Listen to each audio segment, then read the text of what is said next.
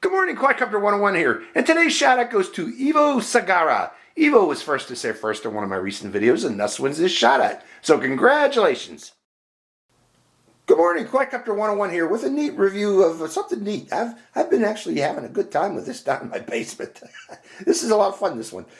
This is from BetaFPV. This is the BetaFPV Beta65S Lite ready to go FPV kit with everything that you need to go fly an FPV. Now that's one thing I like about BetaFPV. They come out with things that are already set up and ready to go right out of the box, requiring little to no adjustment or or setting up or linking your transmitter to the drone. Everything's all ready to go out of the box, and I like that. I like to see that. And this one here, this kit here, this is mid-November, folks, 2020. I gotta say, this kit is not available right now. Okay, it's out of stock right now. BetaFPV is revamping it. I'm not sure exactly what they're doing to it. I'm going to go over this original kit. I have some ideas what they might be fixing, and I'll mention those here shortly. You know, some of the things that I didn't quite like about this kit, and I'm pretty sure that that's what they're revamping to correct those problems. But let's go over the kit and show you what you get in the kit. First off, you get a really nice carrying case. I mean, this is a nicely done case for carrying the drone, the goggles that come with this, and the controller, and also your accessories. So it's a nice carrying case. I'm going to get that out of the way because give me some room here to talk about the other things we got here. Now, the first thing let's talk about is the goggles. We'll focus in on the goggles here first. These are BetaFPV's VR01 goggles. They're basic beginner's goggles, box style goggles, but I've been flying this in the basement. I kind of like these things. They're actually not too bad, especially for my older eyes. And the reason being, it has a fresnel lens in here that magnifies the image, and it allows me, I'm nearsighted, folks, allows me to focus in on the screen itself. Now, people with farsightedness might have problems with these goggles. In fact, I'm almost certain they will. But those with normal eyesight and nearsightedness should be able to use these goggles without too much problem. At least I am able to with my old eyes. But let's go over it and discuss what the things about these particular goggles. It has a 4.3-inch LCD screen in there, along with that Fresnel lens to enlarge it. That Fresnel lens enlarges it about 2.8 times magnification, and provides pretty good large screen that you're looking at when you're looking through these goggles at that little 4.3-inch screen. Now that screen is resolution is 800 by 480 pixel resolution, and along with it has a what was it called? Brightness. They call it brightness control. I forgot what they called it, but it's set very bright out of the box. Now, with that in mind, you can adjust that brightness of that screen and the contrast and other things of that screen through the menu of these particular goggles.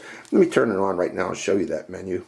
On-off button is right there, and that brings up the screen.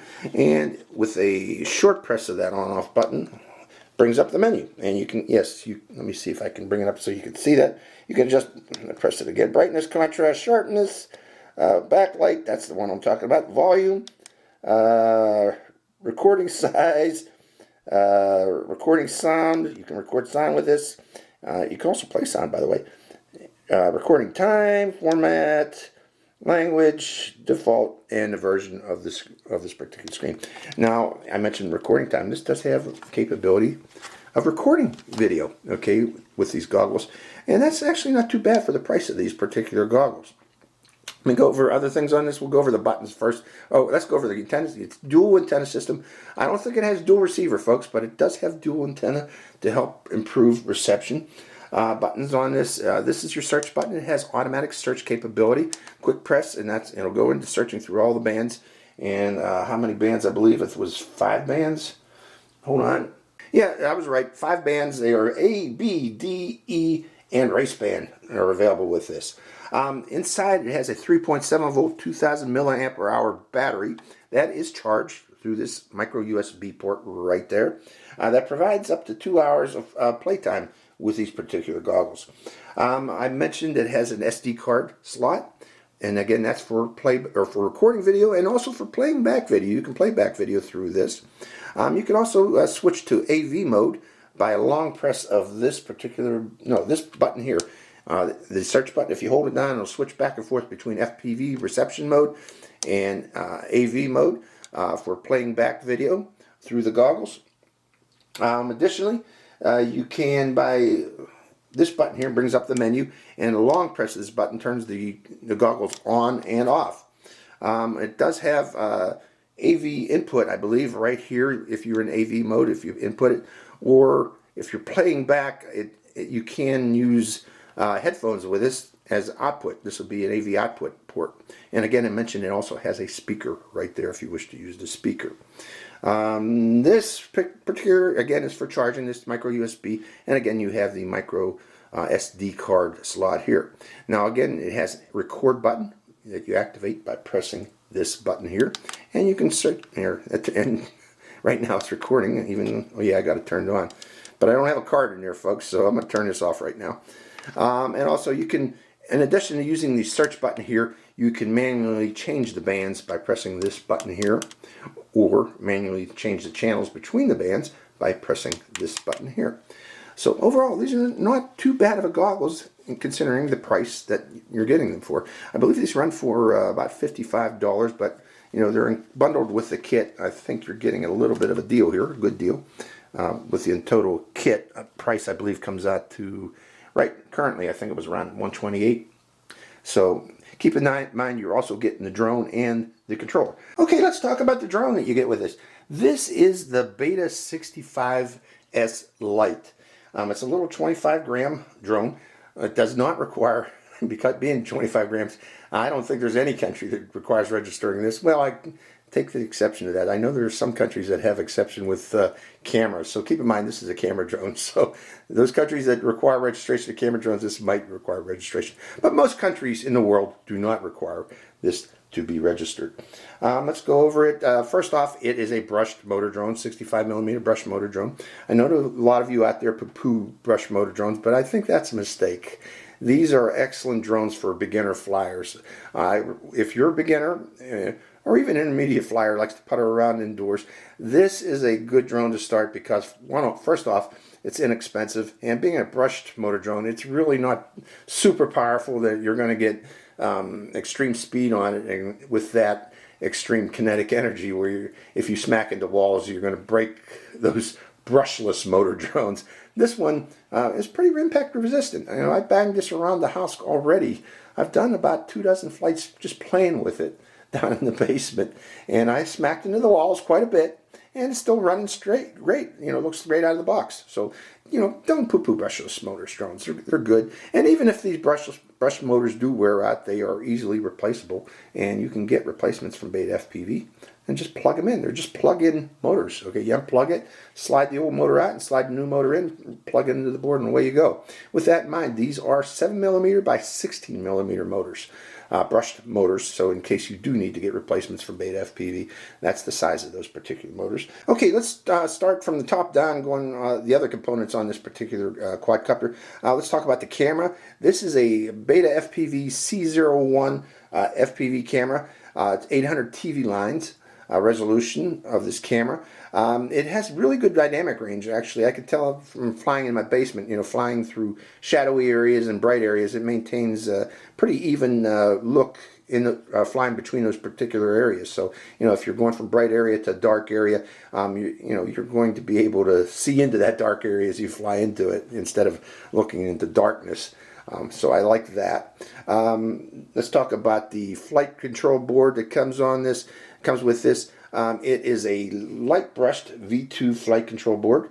With that in mind, this board has an integrated 25 milliwatt FPV video transmitter built into it to keep the weight down on this particular board, so it doesn't have a separate video transmitter. It also has built-in on-screen display system. It's called LiteOSD, but it actually it's very similar to like a BetaFPV flight control system, and it's important that it has that feature because I'm going to go into that here shortly, because it has the silverware flight control software built into it, the firmware that's on board this particular processor.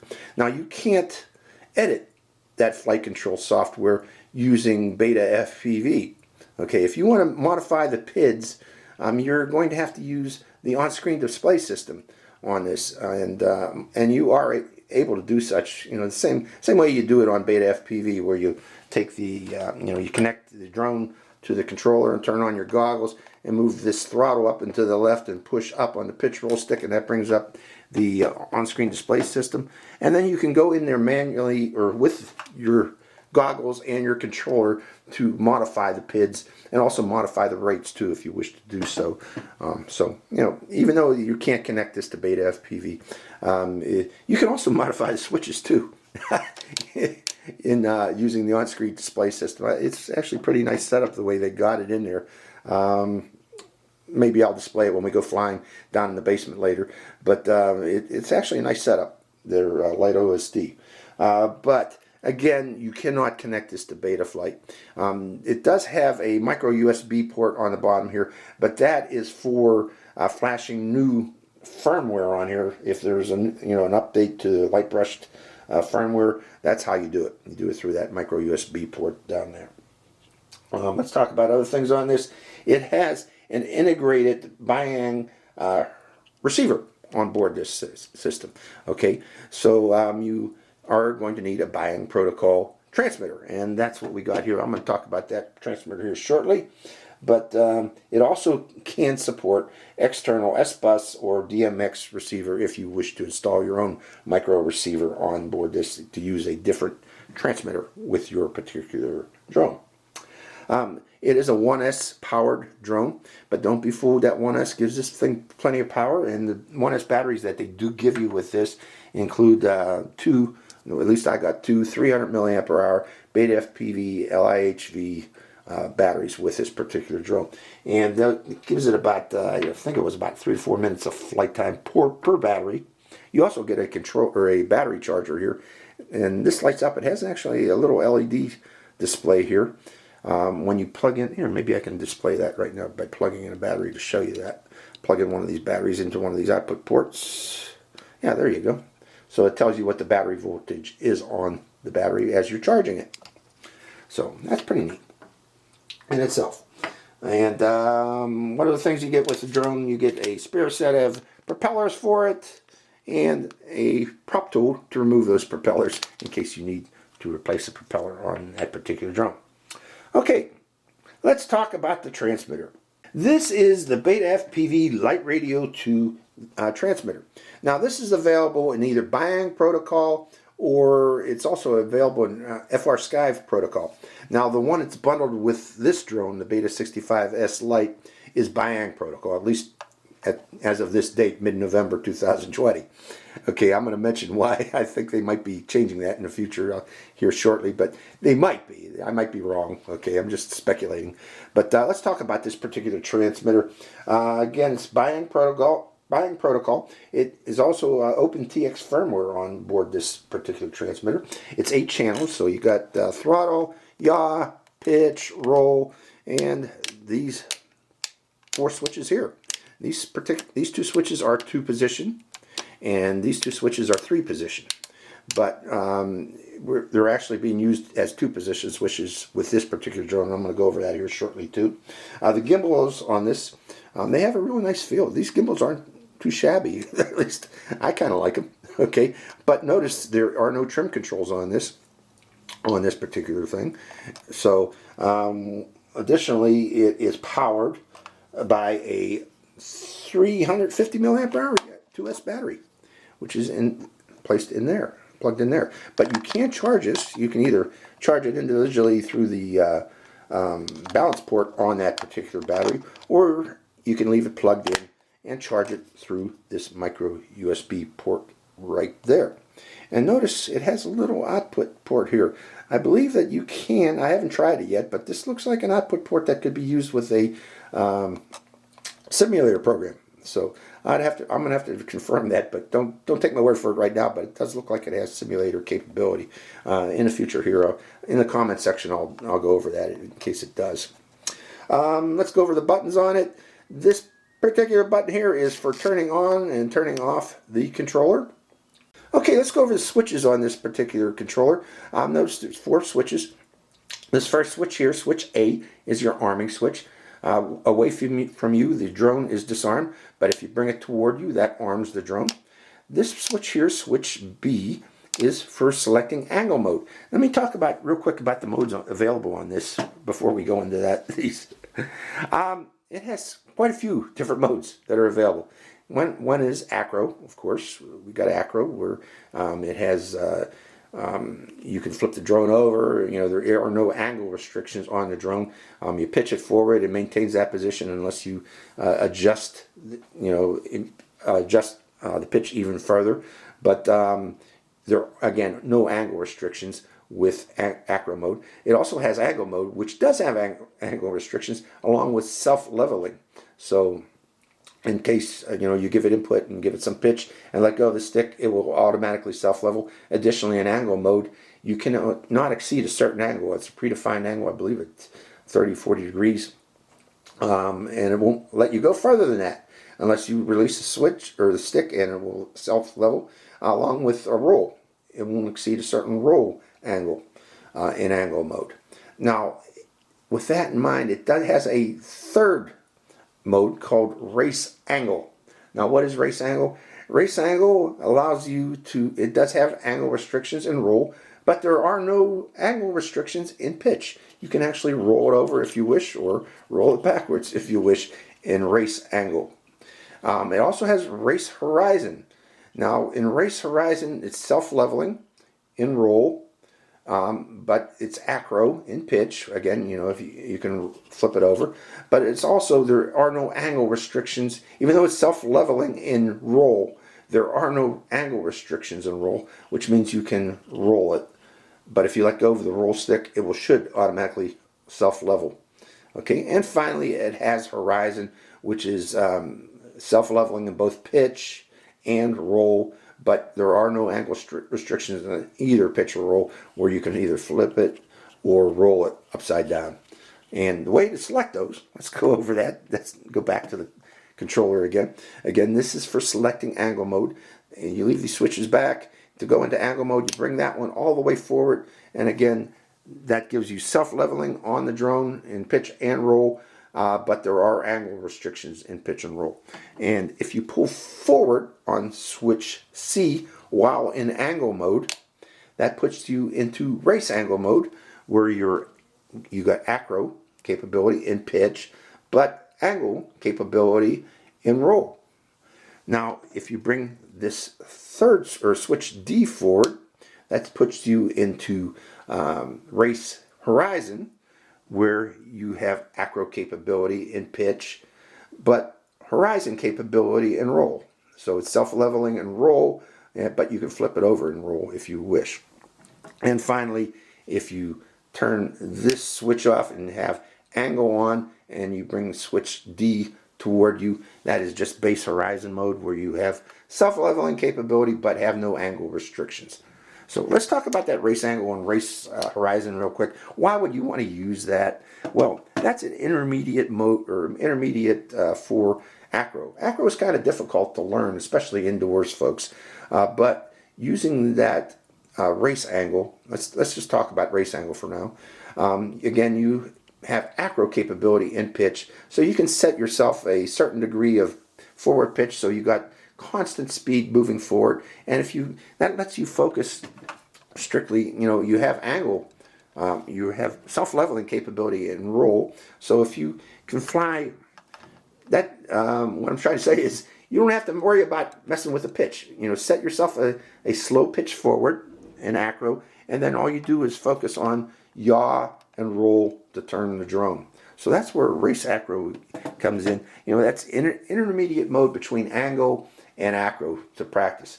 And horizon, race horizon, I don't know where you'd use that. It's the same as race angle, except I'd maybe use it outdoors if you want to impress your friends by doing some flips outdoor or rolls outdoors while you're flying. That's where you'd use race horizon, I believe.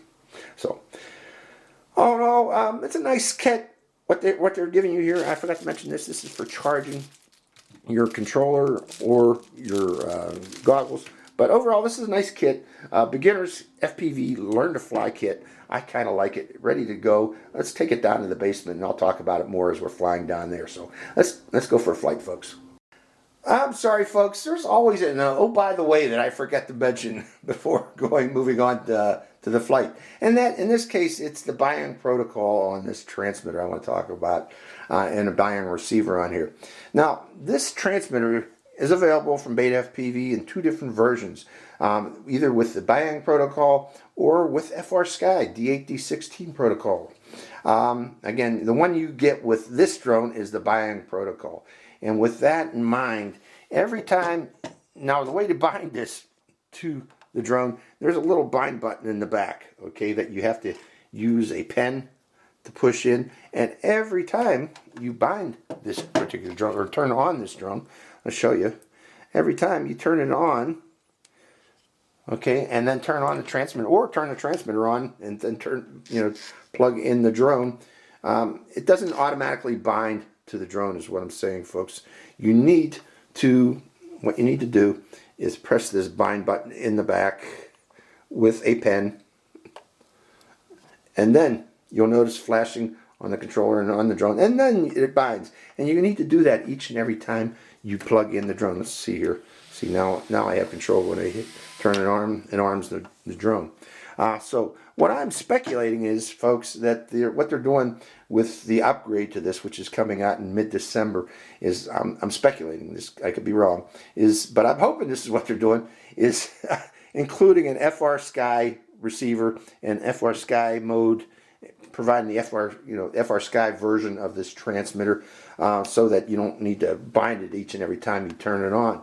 I'm hoping that's what they're doing. And the reason that would make this really nice, folks, is this transmitter is not too bad. It's not too shabby to fly, particularly flying little whoops in your house. Okay, it's actually a nice transmitter for that purpose.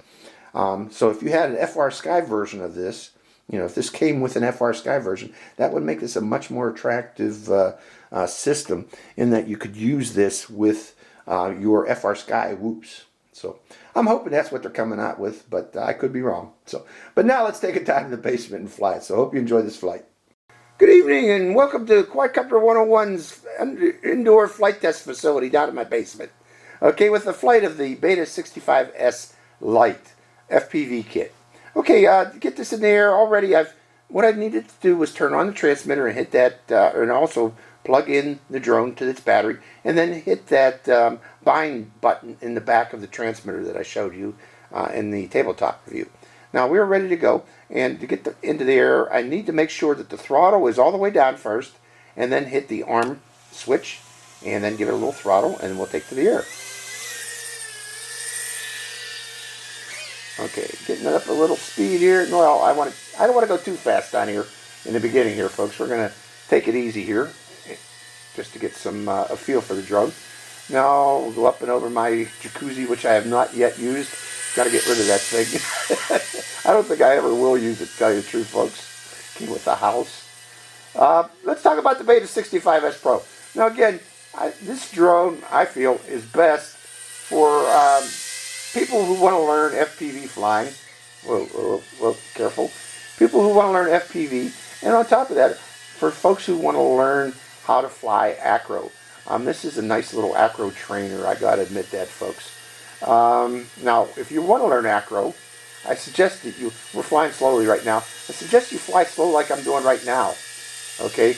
And start off by learning to hover in acro with the drone. Just get a good feel for it. And then, as you get a better feel for it, then you can slowly give it a little more pitch and get a little more speed and get a better feel for it. You can also try doing things like, I'm going to try to do it right now, is to go through hoops like that. Now, with time, you will become more proficient. I'm not very proficient with indoor flying, folks, especially in acro. As you can see here, I'm just barely able to keep it from crashing. Outdoors, I can fly a little faster because, there's not things to crash into. But indoors, there's obstacles. And I've got the cold winter months ahead to learn how to fly acro indoors, and I'm going to be doing that with this particular drone, actually, folks. I think it's a nice little trainer for indoor acro practice. Now, again, the Beta65S, I got my shirt today, folks. Beta65S kit, this kit what I like about it is, again, everything is ready to go out of the box. That is rare. Normally you need to do quite a bit of preparation. You know, binding the drone to the receiver, then you got to go into beta flight and make sure all your switches are set up.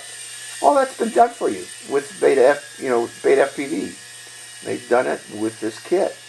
And I think this is not the only kit that I've seen from BetaFPV that's similar to this. But that's one thing I like about BetaFPV. Their drones are more or less ready to fly out of the box. Now, let's say low voltage. This has that pH 2.0 connector. There is a voltage drop, what I'm saying, folks. So you really, it's hard. I'm not believing that low voltage is what I'm saying. It's got more voltage in the battery. It's just that pH 2.0 connector heats up. And what happens then, folks, is it gives you erroneous voltage, the reading that you're seeing here. So that 3.17 volts, if I land, you'll see that it'll the voltage will immediately go up higher. There's a voltage sag, is what that's called, or voltage drop. So we can actually fly longer than what that voltage is allowing me to do there. Did I say, how do you like my shirt today, folks? How do you like my pants too, by the way? Here in Erie, we had some snow here. It's only middle of November, and I really, well, let me land it for a second, folks. I really can't fly outdoors right now because there's snow and there's wind, but that's where these little whoops come into play. I'm going to call it quits here because now I'm starting to believe that voltage. But how do you like those pants, huh? How do you like my pants today, folks? That's my indoor pajama pants. So all in all, it's not a bad little drone. Let me pick it up here. Put it in front of my other camera here. Not a bad little drone. And, you know, it being brushless, you see, you know, it's not a zippy drone. It's not meant to be zippy. But, you know, it's because of that, it should be somewhat durable in flight. Again, great for learning FPV, and also great for learning acro with. So, hope you enjoyed this flight. Let me show its camera again. This is Quadcopter 101, signing out. How's my hair, folks? Hi, Quadcopter 101 here again. Hey, if you want to get your own shout out in one of my future videos, make sure you subscribe to my channel. It's real simple. Just go to my channel page and click on that subscribe. And also make sure to click that bell button right next to the subscribe button. That way you get notified when I release a brand new video immediately and give you a chance to get that first shout out. So give it a try, folks.